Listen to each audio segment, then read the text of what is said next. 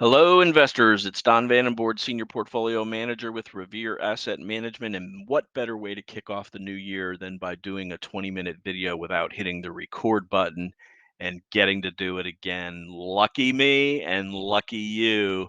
Here we go. It was a good video the first time. I hope I can repeat it.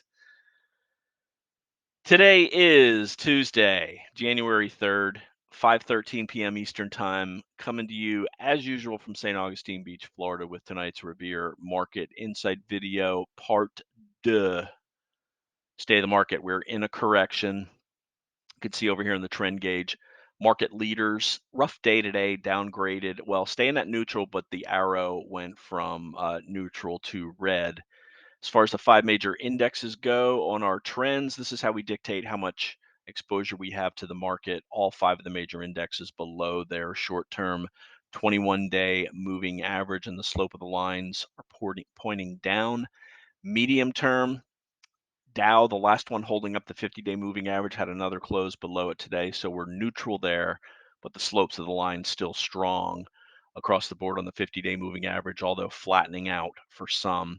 Long term, Dow, the only index that remains above its declining 200-day moving average, all other four indexes below with a declining line. So what happened today?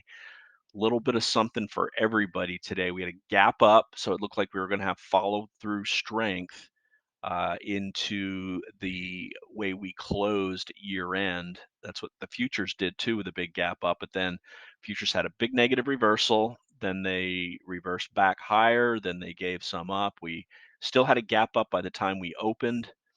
It got up 1% within the first 30 minutes, and then a hard negative reversal, 2% to the downside. But then that 3,800 level came in again, and it held, and we bounced there again. So on the day, G6 down 1.1%. Value stocks far outperformed growth today. We'll take a look at that when we look at the various growth versus value components of the major indexes. Down 1.1%. S&P down 0.4%. Nasdaq 100 down 7. Dow just barely negative. Mid caps down 0.5%. Russell 2000 small caps down 0.6%. Global diversified 60/40 stock and bond up 0.26%. Foreign outperformed domestic today, and bonds were primarily responsible for this gain today, as bond prices up big time, meaning yields down big time. In-house GROTECTION, we were just a tad on the positive side, as our two strong holdings offset two weak holdings. We'll take a look at those charts when we go through the tail of the tape. So let's get into it here. What do we do at Revere, and why do we do it? We are a registered investment advisor. That is an active manager that seeks to stick with the trend of the overall market. Why do we stick with the trend? To keep our clients out of severe bear markets. Nothing worse. And we've had family members experience this. I experienced it in 2000, vowed to never let it happen to me again. Uh, Saw my father-in-law, while he was dying of cancers, saw his portfolio get devastated by one of the big brokerage houses that didn't have a sell discipline. And so happy to be hooked up with Danny Stewart and Revere, doing the good work of protecting the downside while participating in the upside. You take care of the drawdowns, the returns will take care of themselves when the market's healthy. Boy, aren't we looking for that after having a brutal 2022, which had a 27.5% high to low move. Not at Revere. We protect the downside. If you're interested in this approach, email me, don@revereasset.com, or my partner, Danny Stewart, dan@revereasset.com, or phone 855-REAL-WEALTH. That's 855-732-5932. So here we are in the S&P 500. Let's go to a 5-minute chart. You can see the volatile gap up here and how quickly we ran to the upside. This was just a really quick squeeze. What happened when we hit 38.78? Well, that's the declining 21-day moving average. We went no further than that. Then over the next 2 hours, we had a sell-off high to low, giving up 2%, from up 1% to down 1%. But that hit the key 3,800 level. We undercut it, rallied off of it, tested it again. It held again, big move off of there.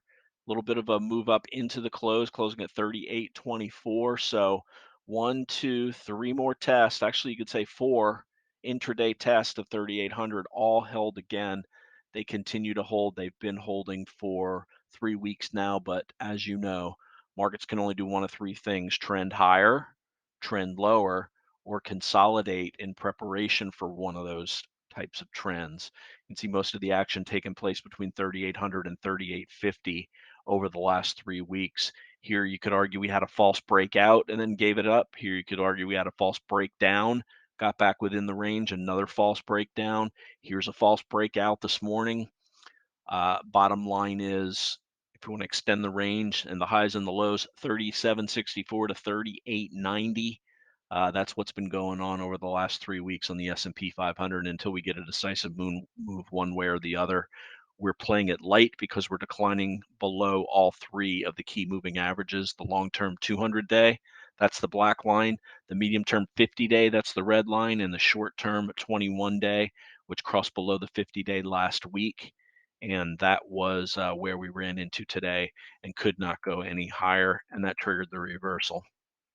Here's the NASDAQ 100, slightly weaker, just a little further below all the indexes. Now here's the strongest of the indexes, the Dow Jones Industrial Average. Another close below the 50, but the slope of the 50 is still going higher. So it could stay above the 50 and still trickle higher over the next couple of weeks. But the 21-day, you can see how it's been capping any advance on the Dow over the past 2 weeks. So at some point, something will have to give, but it's holding on the downside at 33,000. Let's go to mid caps now. We talked about this brick wall of resistance at this 440 to 450 area where all the moving averages are bunched up. That's where we ran into today and had a hard reversal. And then the small caps, weaker than the mid caps, they ran into their declining 21 today and could go no higher. Let's take a look at a couple more key indexes. The VIX, what did it do today?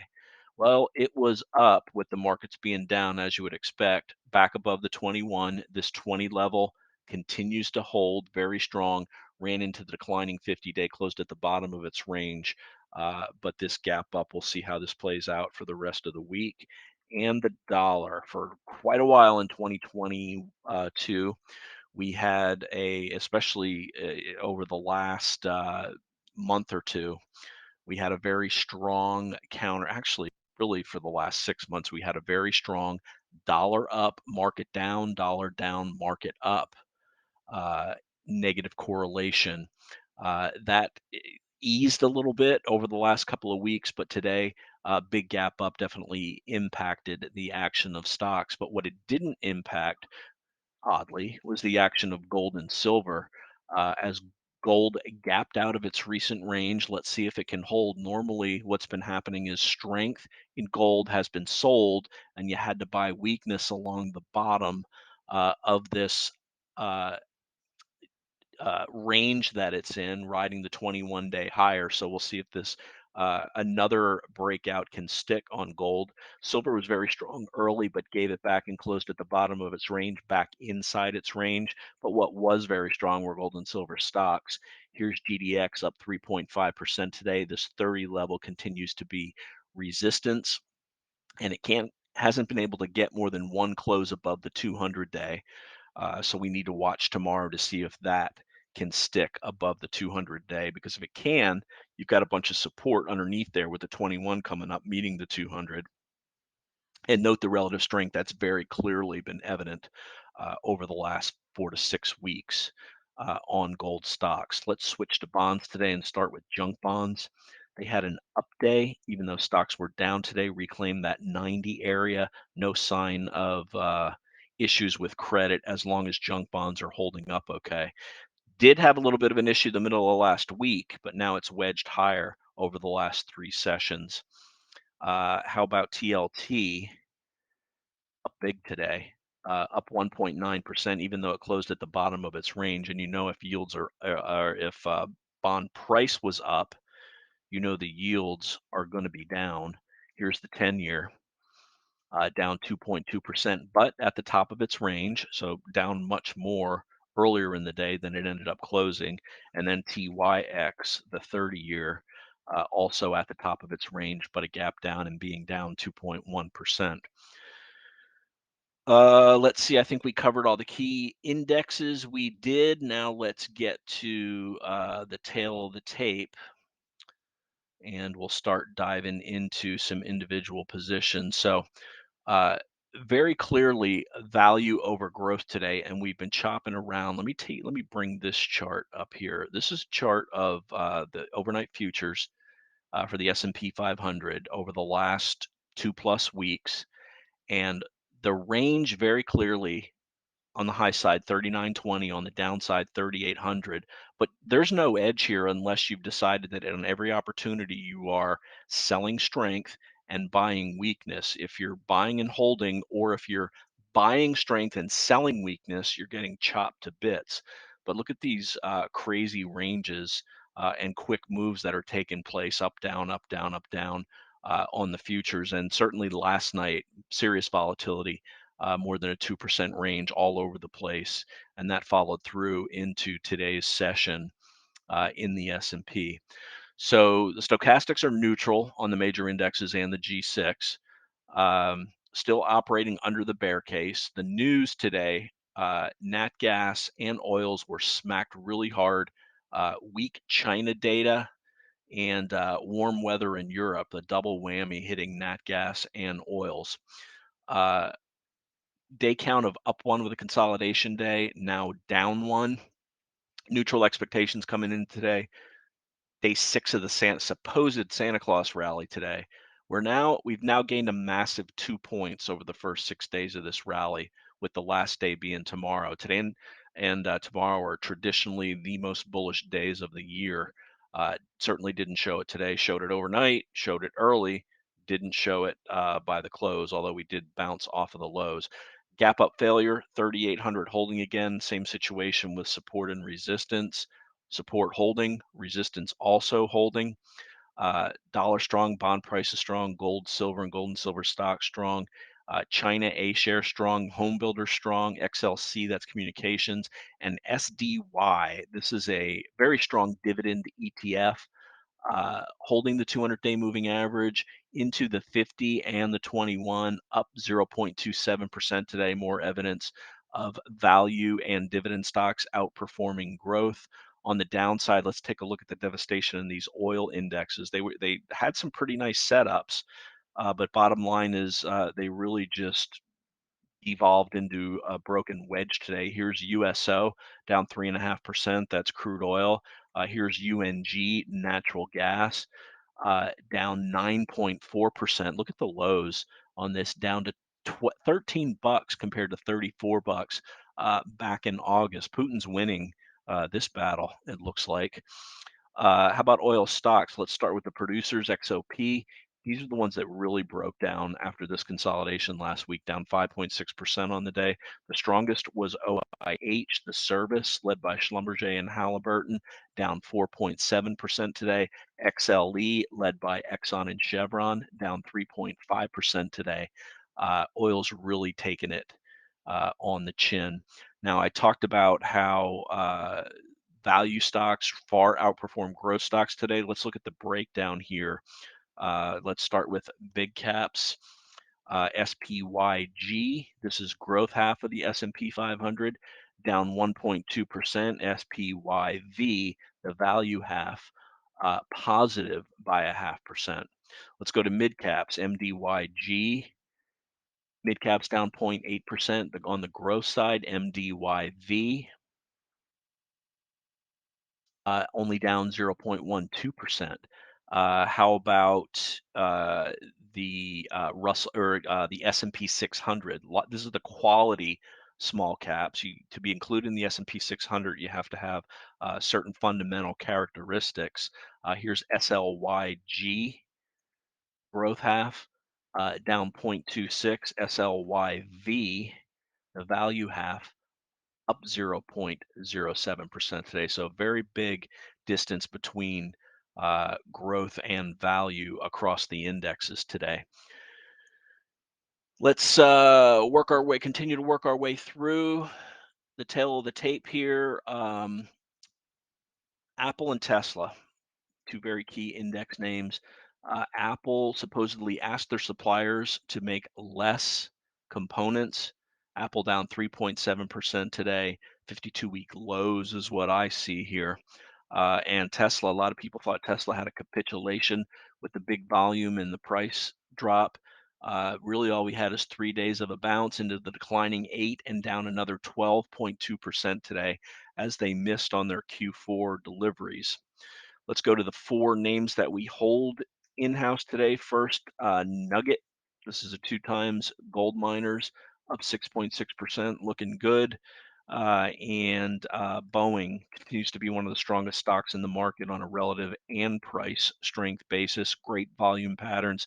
Just a turnaround story. Managers that dumped it while they had their year's worth of problems are getting back into it.